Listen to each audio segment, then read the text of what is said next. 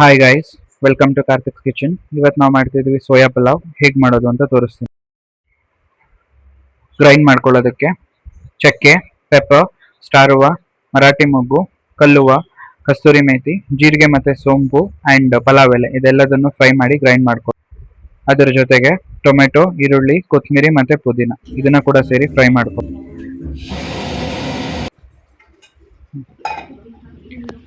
ಈಗ ಒಂದು ಕಡಾಯಿ ತಗೊಳ್ಳಿ. ಆ ಕಡಾಯಿಗೆ ಒಂದು ಸ್ವಲ್ಪ ಎಣ್ಣೆ ಹಾಕ್ಕೊಳ್ಳಿ. ಅದಕ್ಕೆ ನೀವು ಇಟ್ಕೊಂಡಿರೋ ಡ್ರೈ ಸ್ಪೈಸಸ್ನ ಹಾಕ್ಕೊಳ್ಳಿ. ಏನಕ್ಕೆ ನಾವೆಲ್ಲ ಪಲಾವ್ಗೆ ಸ್ಪೈಸಸ್ನ ಫ್ರೈ ಮಾಡಿ ಹಾಕೋತೀವಿ ಅಂದರೆ, ಸ್ವಲ್ಪ ಜನ ಪಲಾವ್ ತಿನ್ನೋವಾಗ ಬಾಯಿಗೆ ಸಿಕ್ಕಿದಾಗ ಅದಷ್ಟು ಇಷ್ಟಪಡಲ್ಲ. ಸೊ ಹಾಗಾಗಿ ನಾವು ಇದನ್ನೆಲ್ಲ ಪೇಸ್ಟ್ ಮಾಡೋದ್ರಿಂದ ಅದರದ್ದು ಫ್ಲೇವರ್ ಇರುತ್ತೆ ಮತ್ತು ತಿನ್ನೋವಾಗ ಬಾಯಿಗೇನು ಸಿಗಲ್ಲ. ಟೊಮೆಟೊ, ಈರುಳ್ಳಿ ಮತ್ತು ಪುದೀನ ಮತ್ತು ಕೊತ್ತಂಬರಿ ಹಾಕಿ ಅದನ್ನು ಚೆನ್ನಾಗಿ ಫ್ರೈ ಮಾಡ್ಕೊಳ್ಳಿ. ಫ್ರೈ ಮಾಡ್ತಾನೆ ಅದೊಂದು ಸ್ವಲ್ಪ ಗೋಲ್ಡನ್ ಬ್ರೌನ್ ಟರ್ನ್ ಆದಮೇಲೆ ಅದಕ್ಕೆ ಒಂದು ಸ್ವಲ್ಪ ಅರಿಶಿಣದ ಪುಡಿ ಮತ್ತು ಒಂದು ಸಾಲ್ಟ್ ಹಾಕಿ ಫ್ರೈ ಮಾಡ್ಕೊಳ್ಳಿ.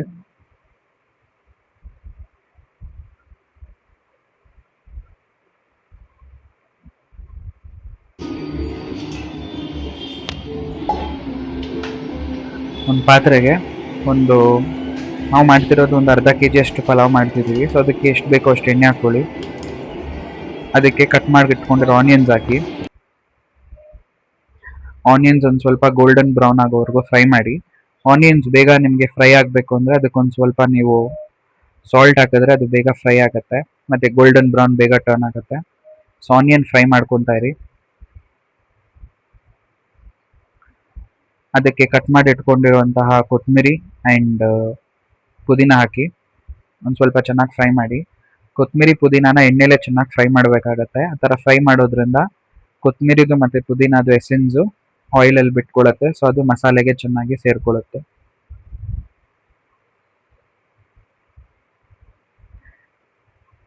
ಈಗ ಅದಕ್ಕೆ ಒಂದು ಸ್ವಲ್ಪ ಕ್ಯಾಪ್ಸಿಕಮ್ ಕಟ್ ಮಾಡಿ ಇಟ್ಕೊಂಡಿದ್ದೀವಿ. ಆ ಕ್ಯಾಪ್ಸಿಕಮ್ ಹಾಕ್ಕೊಳ್ಳಿ. ಸೊ ನಾವು ಇಲ್ಲಿ ಮಾಡ್ತಿರೋದು ಸೋಯಾ ಪಲಾವು, ಅದಕ್ಕೆ ವೆಜಿಟೇಬಲ್ಸ್ ಏನು ಹಾಕ್ತಾ ಇಲ್ಲ. ಸೊ ಕ್ಯಾಪ್ಸಿಕಮ್ ಹಾಕೋದ್ರಿಂದ ಒಂದು ಸ್ವಲ್ಪ ಫ್ಲೇವರು ಚೆನ್ನಾಗಿರುತ್ತೆ. ಮತ್ತು ಕ್ಯಾಪ್ಸಿಕಮ್ ಒಂದು ಸ್ವಲ್ಪ ಬೇಯಬೇಕು.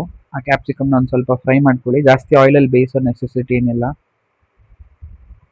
ಮತ್ತು ಈಗ ಸೋಯಾ ನೆನೆಸಿಟ್ಕೊಂಡು ಅದರಲ್ಲಿರೋ ವಾಟರ್ ಎಲ್ಲ ತೆಗೆದು ಆ ಸೋಯಾನ ಅದಕ್ಕೆ ಆ್ಯಡ್ ಮಾಡಿಕೊಂಡು ಸ್ವಲ್ಪ ಫ್ರೈ ಮಾಡ್ಕೊಳ್ಳಿ. ಮಸಾಲೆ ಇವಾಗಲೇ ಹಾಕೋ ನೆಸೆಸರಿ ಇಲ್ಲ. ಸೊ ಸೋಯಾ ಒಂದು ಸ್ವಲ್ಪ ಕ್ಯಾಪ್ಸಿಕಮ್ಮು ಮತ್ತು ಅಲ್ಲಿರೋ ಮಸಾಲೆ ಜೊತೆ ಫ್ರೈ ಆಗಬೇಕು. ಅದಾದಮೇಲೆ ನಾವು ಹಾಕೋಣ. ಉರಿ ಸ್ವಲ್ಪ ಕಡಿಮೆ ಇಟ್ಕೊಳ್ಳಿ, ಜಾಸ್ತಿ ಇದ್ದರೆ ಅದು ತಳ ಹಿಡಿಯುತ್ತೆ.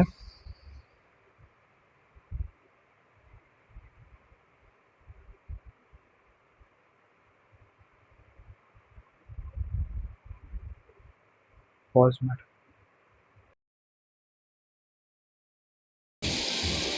ಈಗ ರುಬ್ಬಿಟ್ಕೊಂಡಿರೋ ಮಸಾಲೆನ ಅದಕ್ಕೆ ಆ್ಯಡ್ ಮಾಡಿ. ನಿಮಗೆ ಬೇಕಂದರೆ ನಾನು ಇಲ್ಲಿ ಟೊಮೆಟೊ ಹಾಕಿದ್ದೀನಿ. ನೀವು ಬೇಕಂದರೆ ಕೊತ್ತಂಬರಿ ಪುದೀನ ಜಾಸ್ತಿ ಹಾಕಿದ್ರೆ ಗ್ರೀನ್ ಕಲರ್ ಕೂಡ ಆಗುತ್ತೆ. ಸೊ ನಾನು ಇಲ್ಲಿ ಟೊಮೆಟೊ ಹಾಕಿರೋದ್ರಿಂದ ಇದು ರೆಡ್ ಕಲರ್ ಬಂದಿದೆ. ಸೊ ಈ ಮಸಾಲೆಗೆ ಒಂದು 3 to 4 table spoon red chilli powder add ಮಾಡ್ಕೊಳ್ಳಿ.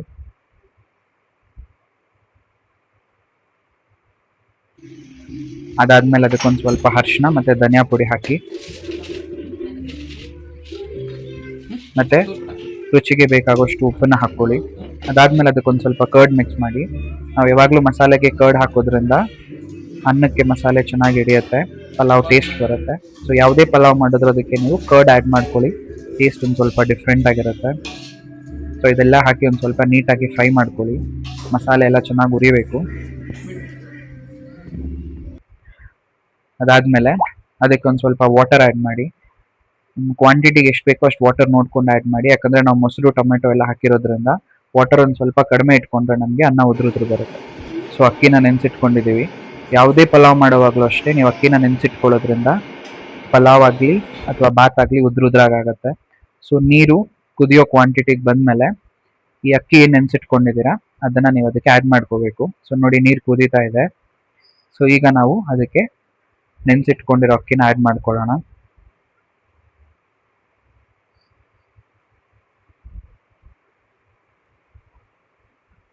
ಸ್ವಲ್ಪ ಅದು ಮೀಡಿಯಂ ಫ್ಲೇಮಲ್ಲಿ, ಹೈ ಫ್ಲೇಮಲ್ಲಿ ಸ್ವಲ್ಪ ಕುದ್ಮೇಲೆ ಫ್ಲೇಮ್ನ ಮೀಡಿಯಮ್ ಮಾಡಿಬಿಟ್ಟು ಲಾಸ್ಟಲ್ಲಿ ದಮ್ ಕಟ್ಟಬೇಕಾಗತ್ತೆ. ಸೊ ನೀರು ಒಂದು ಸ್ವಲ್ಪ ಕ್ವಾಂಟಿಟಿ ಕಡಿಮೆ ಆದಮೇಲೆ ಫ್ಲೇಮನ್ನು ಒಂದು ಸ್ವಲ್ಪ ಕಡಿಮೆ ಮಾಡಿ ಅವಾಗ ಸ್ವಲ್ಪ ಮಿಕ್ಸ್ ಮಾಡ್ತಾ ಇರಬೇಕು, ಇಲ್ಲಾಂದರೆ ಕೆಳಗಡೆ ತಳ ಹಿಡಿಯುತ್ತೆ.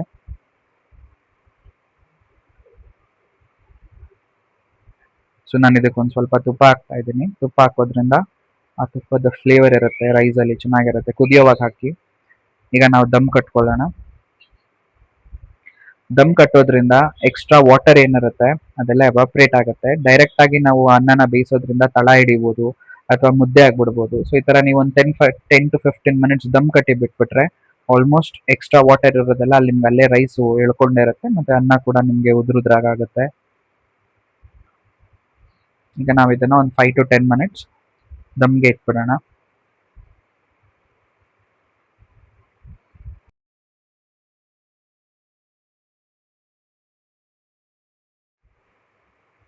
ನೋಡಿ ನಮ್ಮ ಪಲಾವ್ ಈಗ ಎಷ್ಟು ಚೆನ್ನಾಗಾಗಿದೆ, ಉದುರಾಗೂ ಆಗಿದೆ. ಸೋಯಾ ಆ್ಯಂಡ್ ಕ್ಯಾಪ್ಸಿಕಮ್ ಅಷ್ಟೇ ಇದಕ್ಕೆ ನಾವು ಹಾಕಿರೋದು, ಬೇರೆ ಏನೂ ಹಾಕಿಲ್ಲ. ಸೊ ಇದನ್ನು ಟೇಸ್ಟ್ ಮಾಡೋಣ ಹೇಗಿದೆ ಅಂತ.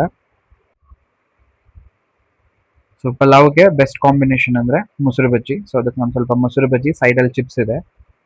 ಸೊ ಬನ್ನಿ ಟೇಸ್ಟ್ ಮಾಡೋಣ. ಸ್ವಲ್ಪ ಬಿಸಿ ಇದೆ. ಓಕೆ.